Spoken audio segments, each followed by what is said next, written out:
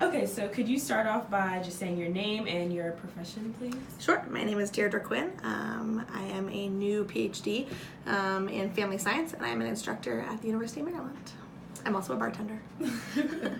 And in what ways do you think the media can have an effect on young women?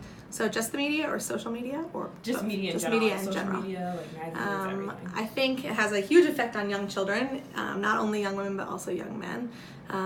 What we see in advertising determines what we want to eat, how we want to dress, what careers we think are interesting versus what careers we've never heard of, whether we think that we need a fancy backpack to go to school or if we think we just need to go to school.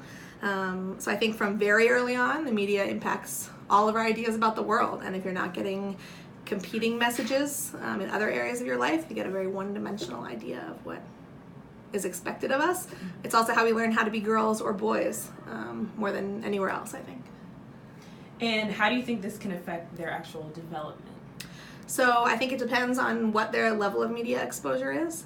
If you are a person who only gets to see TV every now and again and your parents talk to you about what you see on TV, what you see in the commercials, they explain why they're not going to buy that or why they are going to buy this, maybe media just becomes one piece of the puzzle in how you develop.